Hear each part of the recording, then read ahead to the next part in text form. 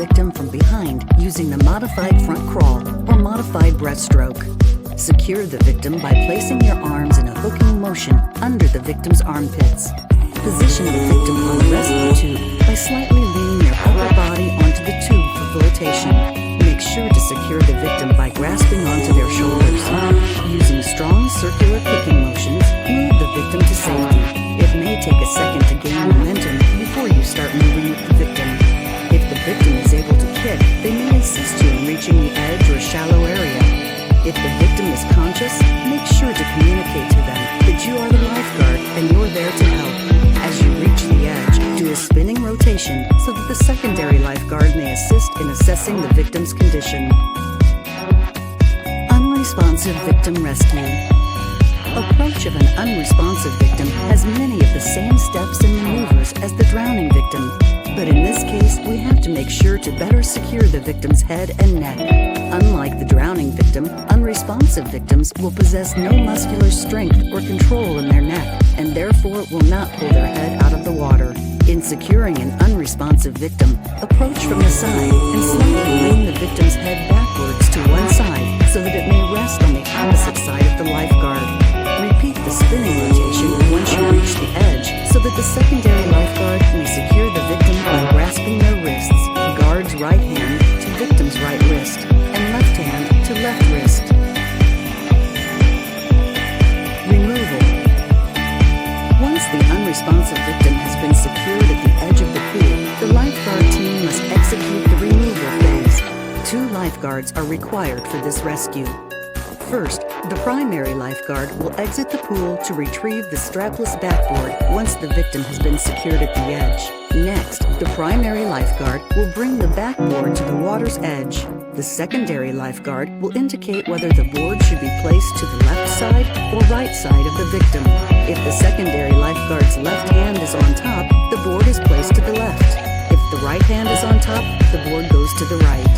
Once the secondary lifeguard has indicated which side, the primary lifeguard will ease the board into the water, feet end or narrow end first, making sure to put the board in straight up and down so that it does not float or shift. The board should be placed so that the victim's head matches up with the top of the board. Next, the secondary lifeguard will rotate the victim by uncrossing their arms so that the victim is positioned on the board. The lifeguard on the left side of the board will grab the left arm and left side holder, and the lifeguard on the right will grab the right arm and the right side holder.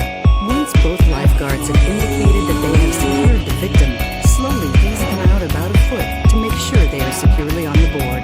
Once the victim's body drops on the board, slowly remove them from the water. Initial assessment. Once an unresponsive victim has been removed from the water, an initial assessment of their condition must be conducted. Lifeguards must check the airway, breathing, and circulation of the victim, giving specific care such as rescue breathing or CPR as needed. Remember to always use protective barriers such as latex gloves and breathing barriers. Escapes. If a lifeguard finds him or herself in a situation where a victim has grabbed onto them for flotation, it is important to stay calm. If possible, give the victim the rescue tube and tow them to the nearest edge or shallow area. If it's not possible to simply give them the rescue tube and they are actively latched on, follow these escape steps. Step 1. Take a deep breath and submerge underwater. Often, once air is taken out of the equation, the victim will quickly let go and return to the surface. If this does not occur, grab closest to the victim's elbows as possible and try and force them up and over your head.